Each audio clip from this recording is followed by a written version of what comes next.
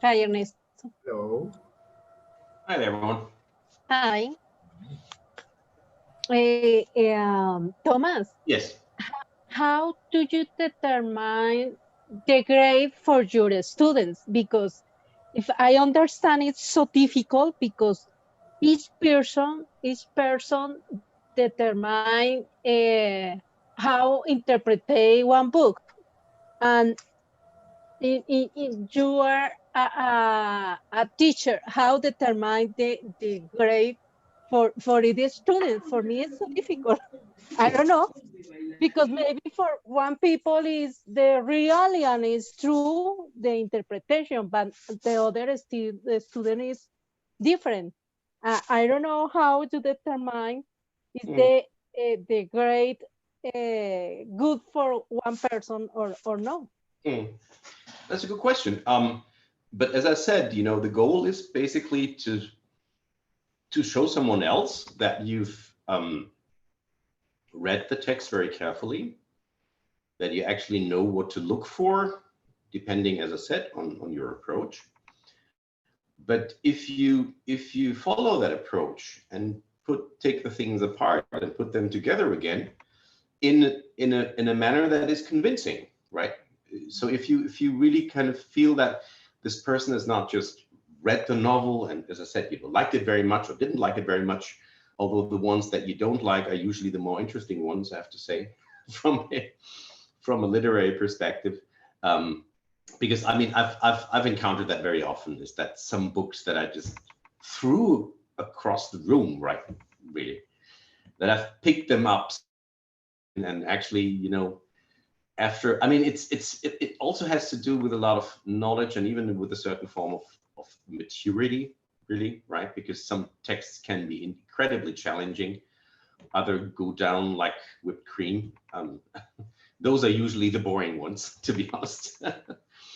But yeah, I mean, the grading is can I see that the students have engaged or has engaged with the text, knows how not just to superficially kind of rephrase, so to speak, the narrative, but has actually really taken it apart, right? Has analyzed it. I mean, and again, that's that the emphasis is really, I mean, this is scientific work, right? Because we're not just a book club, right?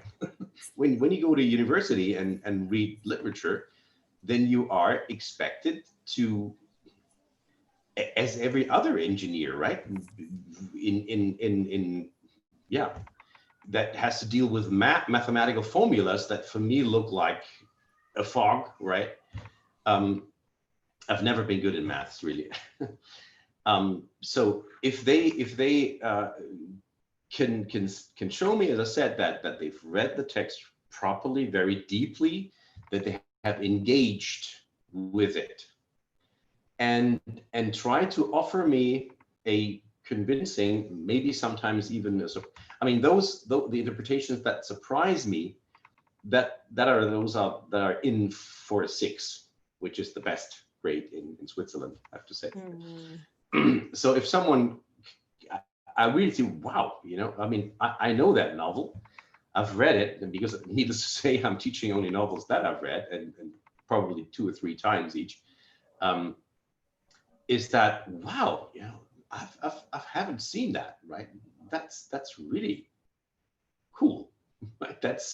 Those are usually the people who get to be my teaching and research assistants.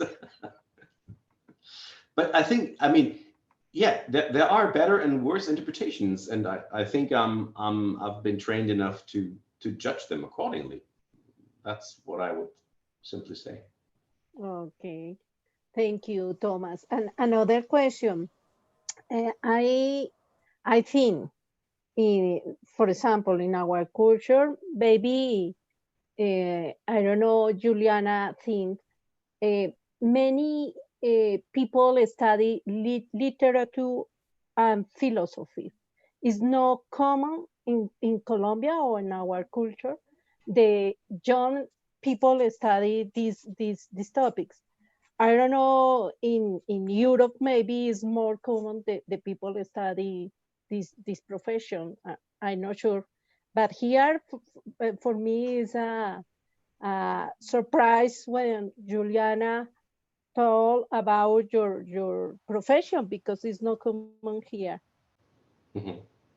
I don't know in Germany or in Switzerland or in Austria it is common, this career or this profession. Juliana, do you want to say anything about that?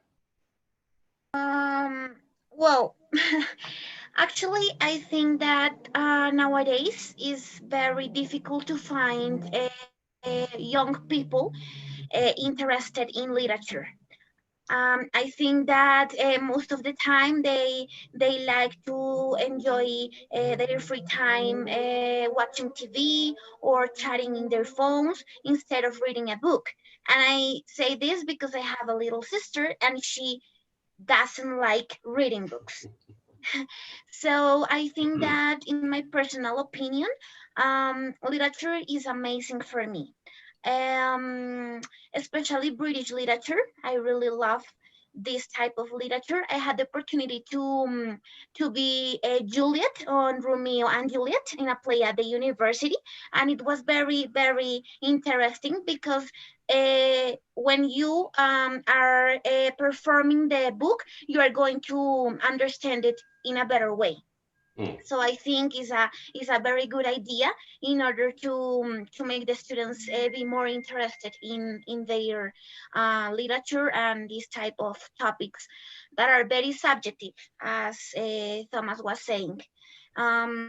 It's very difficult to find, especially young people or kids that really like reading or be interested in literature, romanticism, and these type of topics that are of the medieval era or something like that.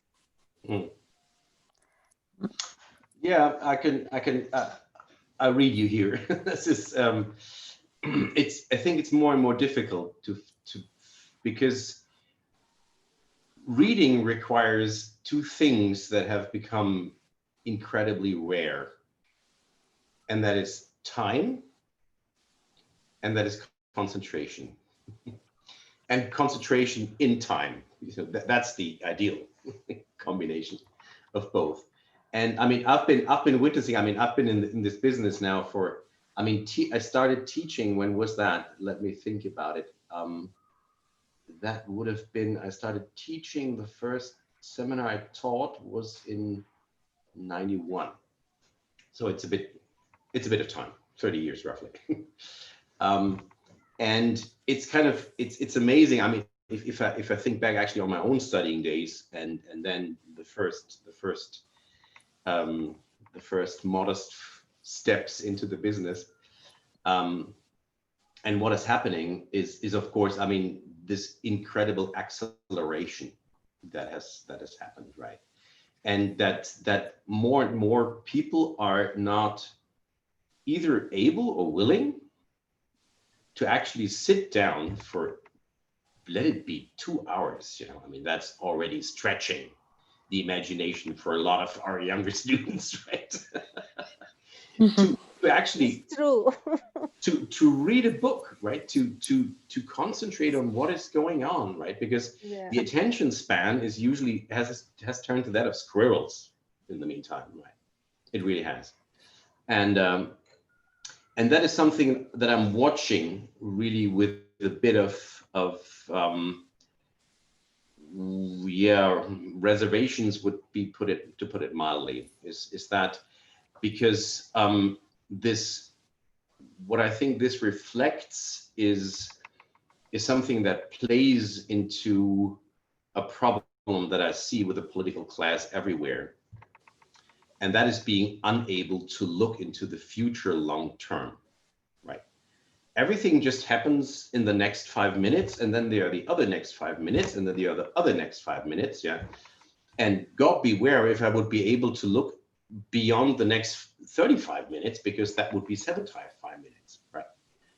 And I'm really really worried about this, you know, the incredible input that they get, right? That and that has consequences specifically also, I think, for academia, and maybe even the most problematic ones for the humanities as such, is that you have to be able to think along, beneath, or across the next 5 minutes, and across the next curve, right? And that's something that I think people have become more and more, as I said, I'm not quite sure, unwilling, but seemingly incapable of doing. And the problems that we have to address, you know, speaking about the environment, needless to say, is that this is not something to be solved in the next 5 or 10 or 15 or 35 minutes, or let alone in the next, maybe not even the next 35 years for that matter, right? That's a long-term process, and I'm getting really worried that people do not take the time to think across that beyond that next curve, so to speak, right? That's something that really worries me, because that's something that we would have to do, and find a way to have these. It's kind of funny that even CNN has these. Just realized that 30 seconds of calm, right? As if 30 seconds of calm would get you anywhere, right? I mean, this is really ridiculous. Right?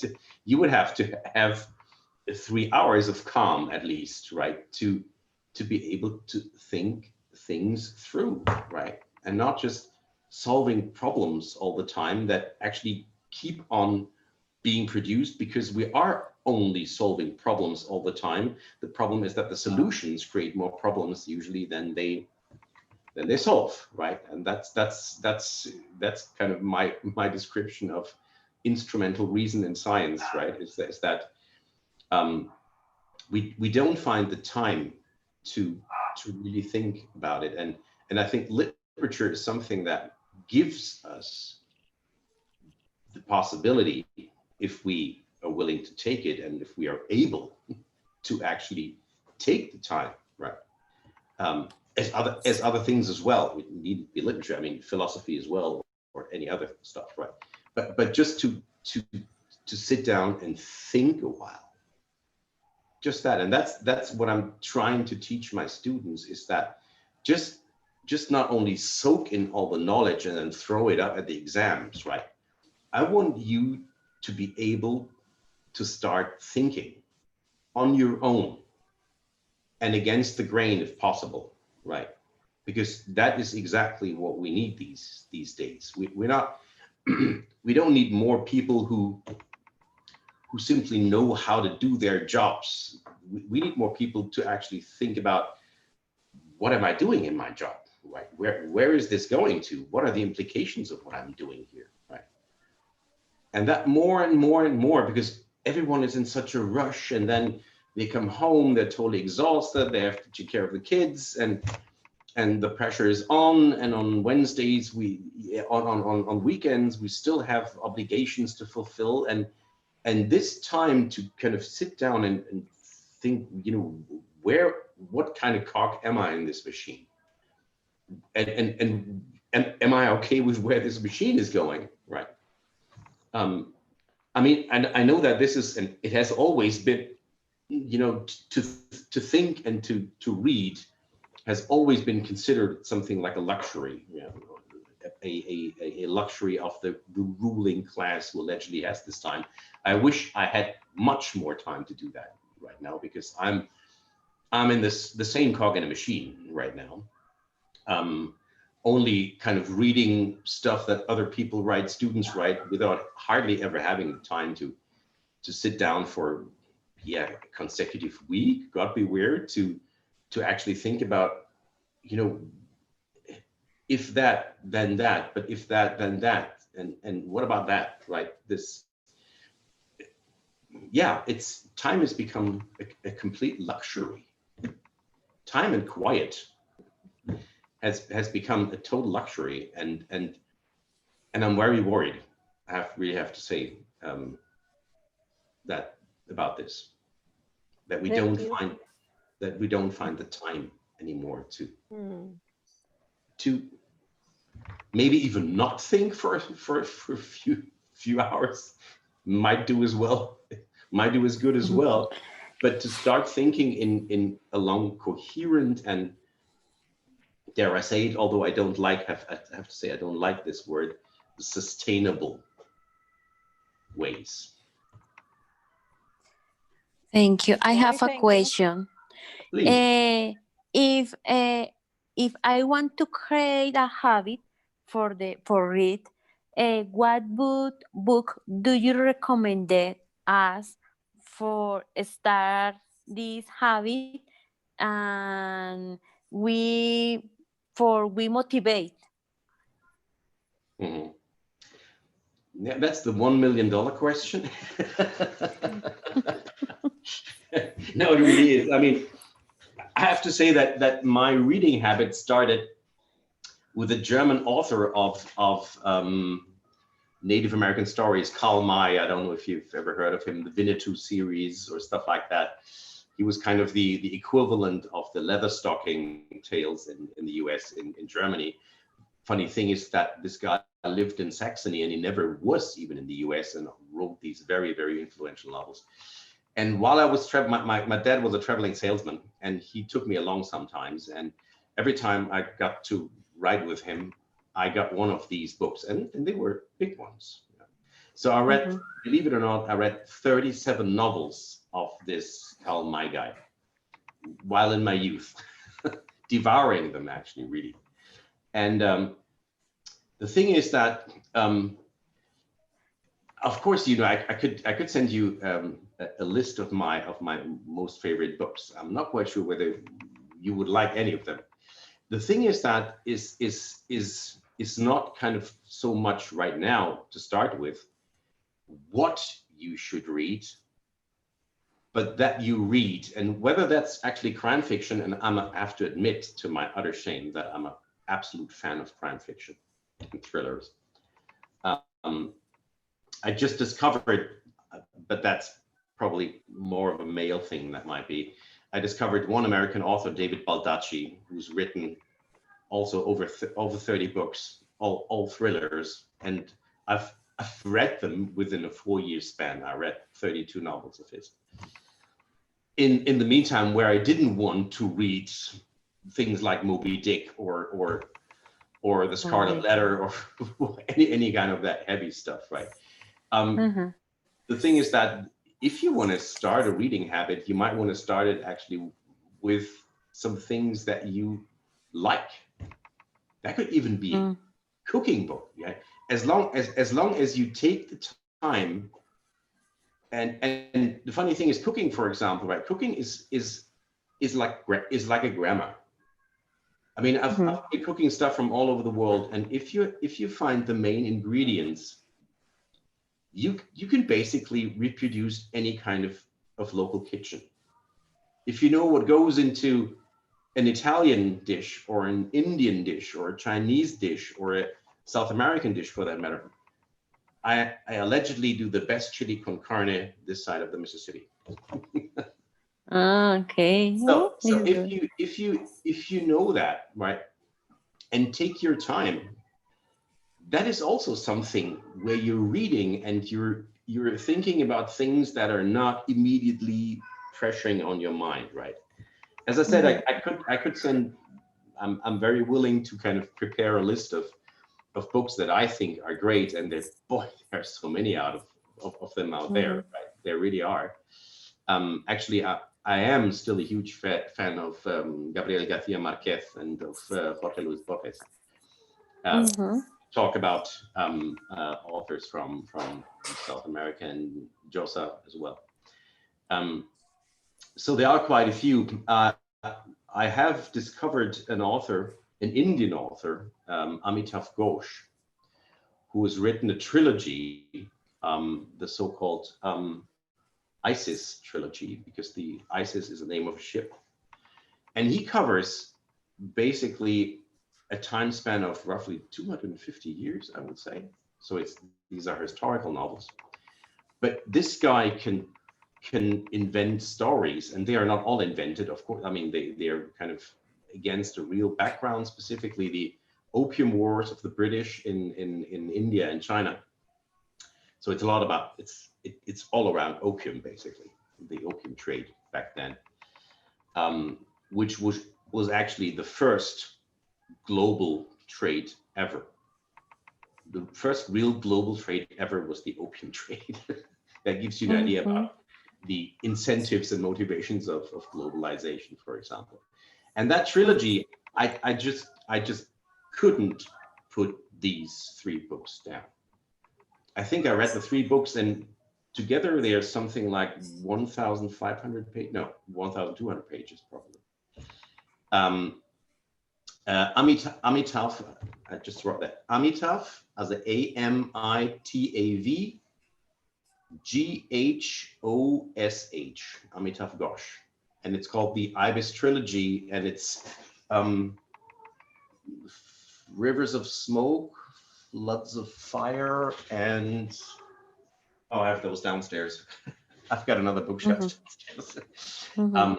But you'll find it if you Google Ghosh and the Isis Trilogy, you'll find it. And these are books that just, as I said, you know, I've read a lot of them, but that I almost read these like thrillers, and they tell you so much about, as I said, you know, all the interconnections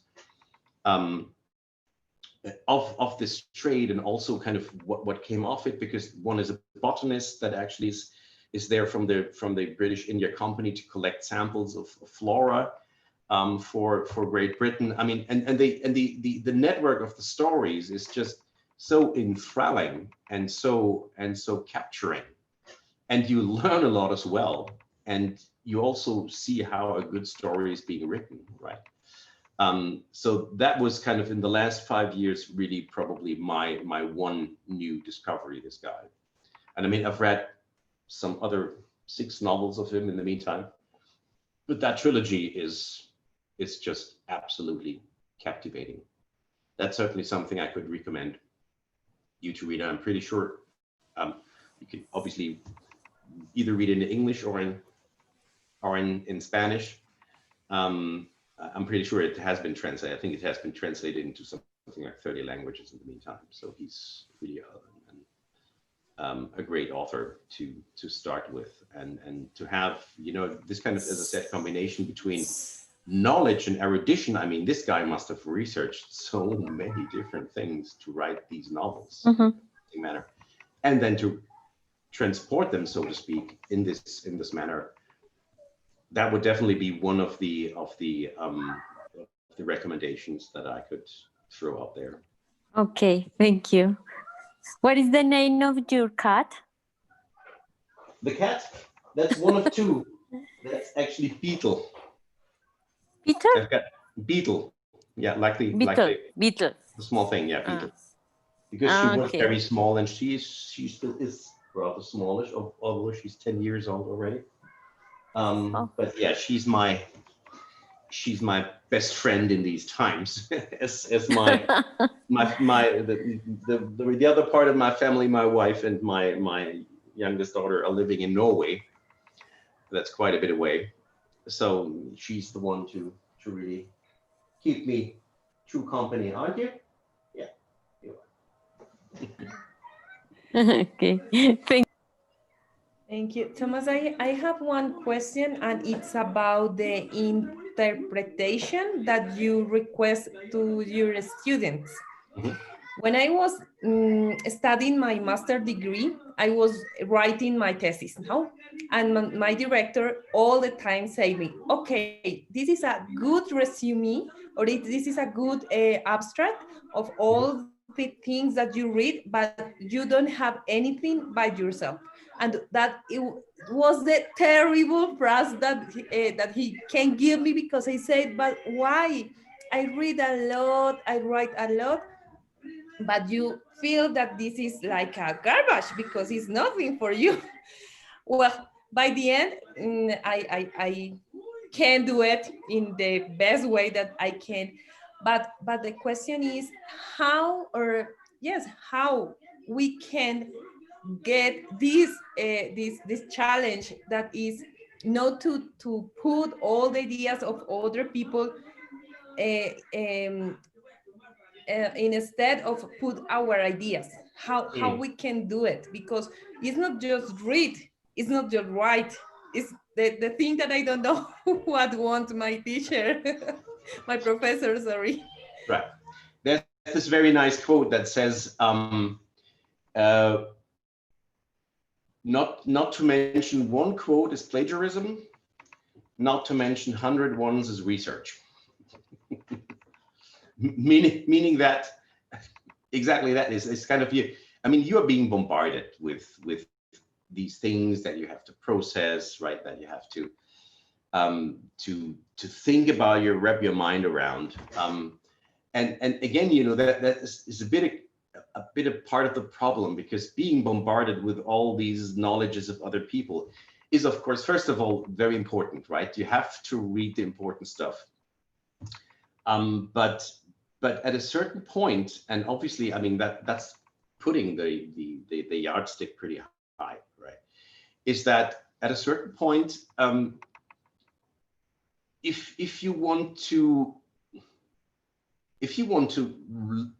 have an influence or leave a stamp or whatever you want to call it, right? Is that you would have to not only process that stuff, but actually say, wait a minute, right? And this is also something that in this literary theory lecture, right? So people are very happy that they even understood what these people wrote, right? And reading these excerpts, and that's really, I know that because I've been working through them, and it can be a challenge, definitely, right? But what I'm always also doing is showing, you know what, this is an ongoing discussion, and every writer that came, or every theorist that came after, responded to a certain blind spot in what came before, right? Putting his finger on the wound, saying, wait a minute, but, yeah. And this attitude of but, just that simple word. Yeah. There's one word that I love with my students, that is but, and one word that is forbidden, and that is interesting. If anyone mentions the word interesting, I'm freaking out, because that's a dumb and non-saying word, right? It's just saying, I didn't get it, but probably it must be good, something like that. So and I know that, I mean, with all of as I said, of the information kind of for ourselves, is that everything gets flattened out. I mean, this is the Wikipediaization of information. And the funny thing is, we're getting more and more information. There's no doubt about that. We have access to information that was absolutely inconceivable 20 years ago. I actually really had to go into the library and pick up some books, God beware. But the funny thing is that the more information that is out there, the less, it seems to me, intelligence is out there. Because intelligence is nothing else but the selective processing and connecting of relevant information. That is what constitutes intelligence, not knowledge. Knowledge can be achieved everywhere, right?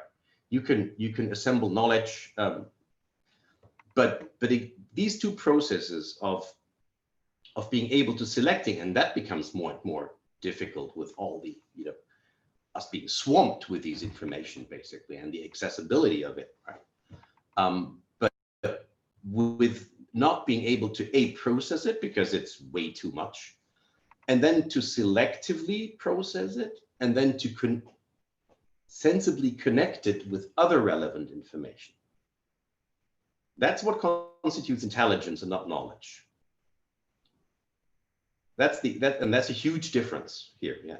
And the thing is that people seem to know everything in the meantime, or at least have access to all this information, but are less and less able to critically, selectively process this information and connect it with other relevant information. That's something that I mean, and it has become almost impossible to do it, right? But that's also, again, something, you know, where these, if it is half an hour or an hour, yeah, to kind of sit back and say, wait a minute, you know, simply to connect the dots and maybe connect the dots in new ways. And this is exactly where you, to come back to your question, right, come in, right? Is that, of course, you can kind of, sorry, that's kind of a bit disrespected, but throw up, right, that knowledge in the exams, right, for example, or in your daily work, for that matter. But to do just that, to add this wait a minute, but thing, yeah, and that might not change the rotation of the Earth, right? I mean, we're clear about that, right? But this one moment that can kind of make you think, okay, but if we connect the dots differently, or if we even start connecting dots that weren't even conceived as such, or seemed totally inconnectable before, right? To find these new interactions and interconnections and even interdependencies, right? I mean, this talking about the environment specifically, I think that's one of the main things to really do. That is something that takes this time, right? And I wouldn't say, I mean, the thing is that there is always a very kind of precarious balance between having all the informations, or maybe not having all informations, but at least working sensibly with these, if less informations than other people that are simply swamped with them, but cannot do anything with them, right? And that's why, I mean, that's the one distinction between quality and quantity that we have. And I know, I mean, everyone's talking about quality management. Even here at the university, this is now the latest cry, you know, and QSE and what all this crap. The funny thing is, I haven't as yet found a single person who could actually convincingly tell me that quality management is anything else but quantity management. Not a single one. Because quality, in my view, is something that is either not measurable, or at least not measurable with the scales that are usually being applied, and they are always quantitative and not qualitative.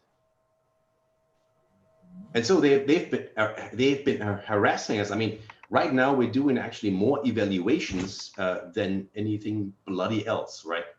And we probably will reach a certain point where, because we're doing so many evaluations, we're doing nothing that might be there to be evaluated in the first place. And even before that starts, probably they'll start evaluating the evaluators, right? That's the circle that we are in right now.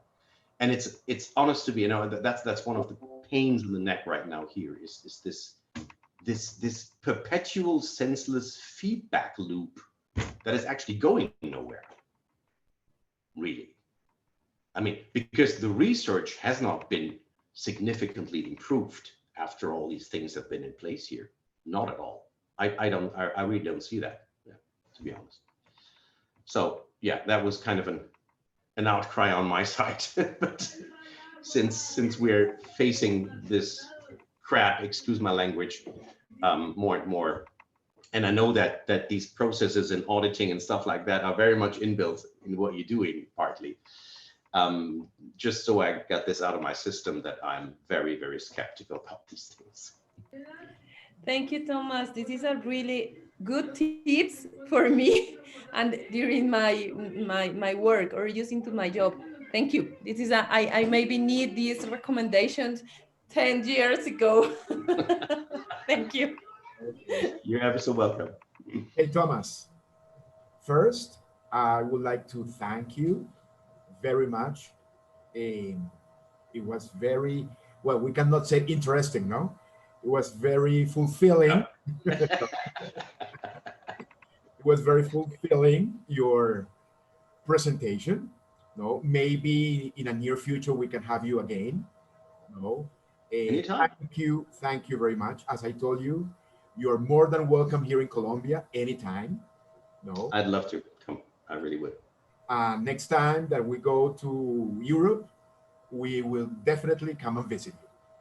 Okay, thank you very much. Okay, Thank You're invited. you. Mi please. casa y tu casa. Okay, Thank Mrs. you, Thomas. Curiosity, thanks to Thomas, please. Thank you, Thomas. I would like to give me some tips for concentration because I had problem with concentration. I had a lot of things, but for me, it's a pleasure to read a book, for example, for the history. But I don't have enough time, and when I read a short part, is good for me and interesting, but I had problem with concentration. If you have some tips, it's good for me. Thank you. Google autogenetic training. I've been doing that for 40 years now, and it really helped me. And it doesn't take long. It takes about 15 minutes. It's more or less almost a certain thing of like meditation, but it's only within your body. And I've been using that before exams, before concerts, and in stress situations, and it has helped me. So just autogenetic training, you might find something. Thank you. And don't ever tell me you don't have the time. Either you take it or you don't. Or Time is not something that you have, but that you take. Okay. thank you. Okay, Thank so you. let's greet him, Juliana, Alejandra. Juliana, your turn. Okay, Thomas, great. thanks for your presentation. It was very interesting. And thanks for take your time to give us your knowledge. Mhm. I enjoyed it, and as I said, anytime Okay. again, maybe in a year or so. Wish you all the best for all the jobs and the responsibilities that you have. Thank you. Same to you. Okay, Alejandra. Thank you, Thomas. It was my first literature lesson, and I feel so happy. I really like to read, and I want to have now an approach. Maybe I will looking for the environmentalist approach to start making my readings. So I will try. Thank you. Thank you a lot. Apropos, just for an environmentalist, I've actually just started reading a novel by Richard Powers that got the Pulitzer Prize. It's called The Overstory. Actually about how trees communicate with each other, and I just started it, but it started very, very, very, dare I say, interestingly. But that would be something that from an environmentalist perspective might really be of interest. The Overstory by Richard Powers. All right, folks. Okay. It was great to have you. I really enjoyed it, and enjoy the Bye. rest of the day. Okay. Thank Okay, you. bye. Bye. Bye. Happy week. Bye. Bye bye, everyone. Bye bye. Thank Thank you all. you. Bye. Bye. Bye. Bye. Bye. Thanks.